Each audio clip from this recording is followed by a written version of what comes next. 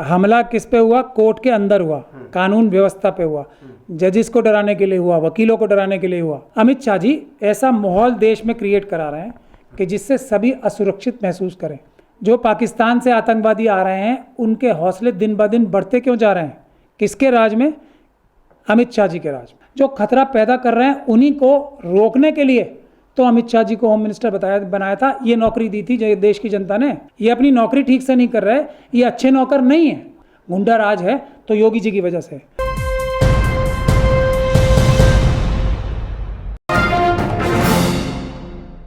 एक सवाल उठ रहा है कि आखिर कहां है कानून का राज। दिल्ली में साकेत कोर्ट में दिन दहाड़े गोलियां चलती हैं, 4 राउंड फायरिंग की जाती है, महिला को गोली लगती है। मेरे साथ बातचीत करने के लिए सुप्रीम कोर्ट के वकील महमूद पराचा इस वक्त मौजूद हैं। सबसे पहले इस पूरी घटना पर आपकी प्रतिक्रिया, क्या कहना चाहते हैं? सिर्फ एक महिला को ही नहीं गोली लगी, अभी ऐसी भी खबरें डीसीपी, मैंने अभी एक प्रेस में रिपोर्ट पढ़ी है, डीसीपी साहिबा जो हैं डीसीपी साउथ, उन्होंने बताया कि एक वकील को भी गोली लगी है।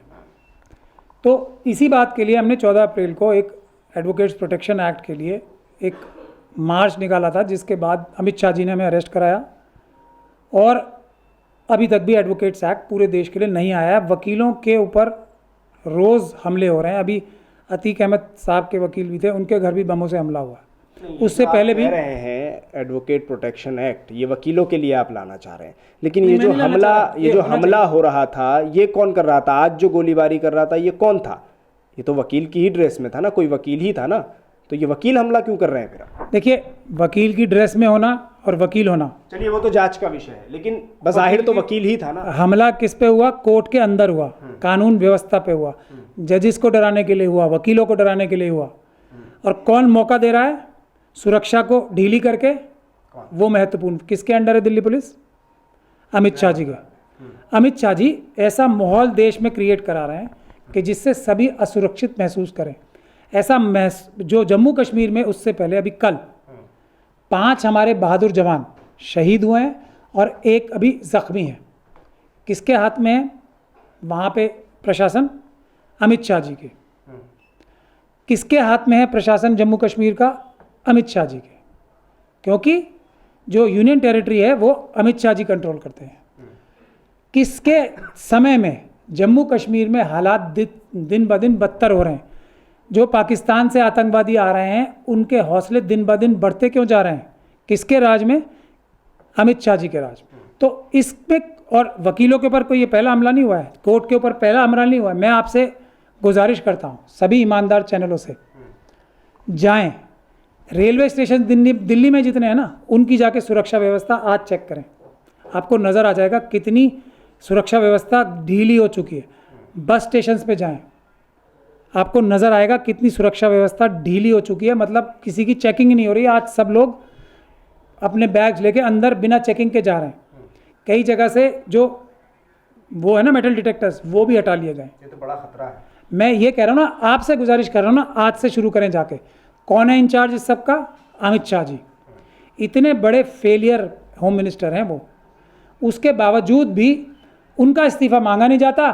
कहा यह जाता है कि देश में सुरक्षा व्यवस्था जो है खतरा है, कोई लोग खतरा पैदा कर रहे हैं। जो खतरा पैदा कर रहे हैं उन्हीं को रोकने के लिए तो अमित शाह जी को होम मिनिस्टर बनाया था, ये नौकरी दी थी जो देश की जनता ने। ये अपनी नौकरी ठीक से नहीं कर रहे, ये अच्छे नौकर नहीं है, ये बेईमानी कर रहे हैं। सिर्फ ऐसे कामों में ध्यान दे रहे हैं जिससे उनके मित्र अडानी जी पैसा कमा सके। खुद अपने बेटे को एक सबसे ज़्यादा जो पैसे वाली संस्था है स्पोर्ट्स में, उसमें सेक्रेटरी बनाते हैं, हॉकी में नहीं बनाते, दूसरी जगह नहीं बनाते। उनका इंटरेस्ट इससे साफ जाहिर होता है, सिर्फ और सिर्फ पैसे में है। देश की सुरक्षा से, देश की मजबूती से उनका कोई लेना देना नहीं है।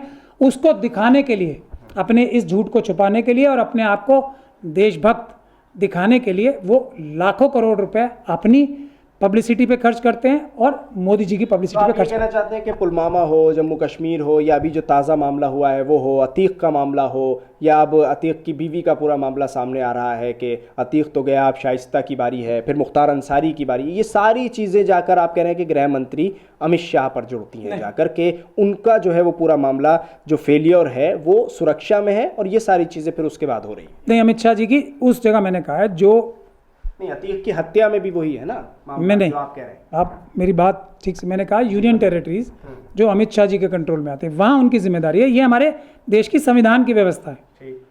मैं अगर अपने ऑफिस का बॉस हूँ, मैं इंचार्ज हूँ या सेवक हूँ, मेरे हाथ में सारी एडमिनिस्ट्रेशन है, यहाँ अच्छा और बुरा जो भी होगा वो मेरी वजह से होगा, उसकी तारीफ मेरे लिए होगी और उसकी बुराई भी मेरे लिए होगी। तो होम मिनिस्ट्री जब है तो अभी हमला हुआ, इतने सारे हमले हो रहे हैं कश्मीर में हमारे जवानों के ऊपर, वहाँ की कश्मीरी पंडितों के ऊपर और हमारे देश के दूसरे जो सरकारी कर्मचारी हैं उनके ऊपर, किसकी जिम्मेदारी होगी? अमित शाह जी की। ये मैं कह रहा हूँ। उत्तर प्रदेश में जो भी हुआ उमेश पाल जी की हत्या से, और उस सबसे बड़ा कांड जो हुआ है, जो पब्लिक मुझे दुख होता है और बहुत ज़्यादा दुख होता है कि 11 साल की बच्ची जिसका रेप हुआ था, 5 जो गैंगस्टर या बदमाश थे, जो प्रेग्नेंट हो गई थी, उसके छोटा बच्चा भी था एक, उनको उसके घर में आके जला के मार दिया। ये है गुंडा राज। किसके ऊपर इसका इल्ज़ाम लगना चाहिए? उन गुंडों से भी ज़्यादा योगी जी की पुलिस के ऊपर, जो उनके राजनीतिक जो मकसद हैं उनको पूरा करने के लिए उस पर ध्यान दे रही है, क्योंकि भ्रष्ट पुलिस अधिकारी उन्होंने बना दिए हैं। ईमानदार पुलिस ऑफिसर्स जो हैं उनको साइडलाइन कर दिया है, क्योंकि वो उनकी नाजायज़ मांगों को नहीं मानेंगे। तो ये है, किसका फेलियर है उत्तर प्रदेश में? उमेश पाल की हत्या का किसका फेलियर है? गुंडा राज है तो योगी जी की वजह से। अगर गुंडा राज नहीं होता, उमेश पाल की हत्या कानून का राज है। बताइए, दिन माफियाओं की कमर तोड़ रहे हैं। ये उमेश पाल की हत्या जिन माफियाओं ने की थी, बम फेंक रहे थे खुले आम, वीडियो सीसीटीवी कैमरा के सामने गोलियां चला रहे थे पुलिस की मौजूदगी में, और उसकी सुरक्षा व्यवस्था जैसे लचर थी, उमेश पाल की सुरक्षा व्यवस्था उसी उत्तर प्रदेश की पुलिस ने कमज़ोर रखी ताकि उसकी हत्या हो सके। और उसी प्रकार से अतीक की जो हत्या हुई, उसी उत्तर प्रदेश की पुलिस के भ्रष्ट अधिकारियों ने उसकी सुरक्षा व्यवस्था भी कमज़ोर रखी, मौका दिया, इन्फॉर्मेशन दी कि वो लोग आके उसकी हत्या कर सकें। अच्छा, सदन में कहा जाता है कि मिट्टी में मिला देंगे, और फिर 2 ही दिन बाद ये सारी चीज़ें हो जाती हैं। कुछ दिन बाद उसके हो जाती हैं। तो जो कानून में प्रावधान है उसका यही होता है कि अगर किसी व्यक्ति ने कोई धमकी दी, जुड़ा हुआ मानते हैं आप? कोई व्यक्ति, मैं कानून का प्रावधान बता रहा हूँ, जो कानून की समझ से जो जजमेंट्स हैं, अगर कोई व्यक्ति किसी चीज़ को करने की धमकी देता है और वो धमकी अमल में आ जाती है, तो सबसे पहले एफआईआर उसके खिलाफ दर्ज होती है और सबसे पहले अरेस्ट वो होता है। उसके बाद बाकी तार खंगाले जाते हैं। तब ये पुलिस बताती है इन्वेस्टिगेशन के बाद कि ये तो बेगुनाह था, इसकी इस बात का नाजायज़ फ़ायदा उठा के इसके किसी दुश्मन ने ये काम करवा दिया ताकि इल्ज़ाम सबसे पहले इसके ऊपर आए। तो योगी जी के साथ के लिए होगा ना, वो तो मुख्यमंत्री हैं। नहीं, कानून तो सबके लिए बराबर है, सबके लिए बराबर। और मुख्यमंत्री जी के ऊपर कानून की नज़रें मेरे ख्याल से ज़्यादा होनी चाहिए एक आम आदमी से भी ज़्यादा, क्योंकि उनके पास शक्तियाँ उनके पास ऐसी शक्तियाँ भी होती हैं कि वो अपने खिलाफ केस भी खुद ही विड्रॉ कर लें, इतनी शक्तियाँ भी होती है। तो इसीलिए उनके ऊपर कानून की नज़र सबसे ज़्यादा होनी चाहिए। जो जितने बड़े पद पे है उसके ऊपर नज़रें सबसे ज़्यादा होनी चाहिए। तो इस बात की इन्वेस्टिगेशन होनी चाहिए, क्या सबसे पहले प्राइम टारगेट या प्राइम अक्यूज तो होने चाहिए इन्वेस्टिगेशन के योगी जी। और इस एंगल पे भी इन्वेस्टिगेशन की जा सकती है कि कोई व्यक्ति ऐसा इतना बड़ा बहादुर या बेवकूफ़ नहीं हो सकता कि खुद कहे बात और खुद अमल करा दे। इसका मतलब किसी दुश्मन ने, और वो इंटरनल पॉलिटिक्स में ही होता है। बीजेपी का कोई इंटरनल दुश्मन उनका बड़ा जो माना जाता है, कोई कैबिनेट मिनिस्टर है दिल्ली में, केंद्र सरकार में, उन्होंने तो इस बात का उनकी मिट्टी में मिलाने वाली फ़ायदा नहीं उठा लिया, ताकि मुकदमा तो इन्हीं के ऊपर दर्ज होगा, ऑटोमेटिक बात है, मैं ये काम करा दूँ। तो दोनों आस्पेक्ट्स पे इन्वेस्टिगेशन होनी चाहिए। योगी जी का बचाव कर रहे हैं?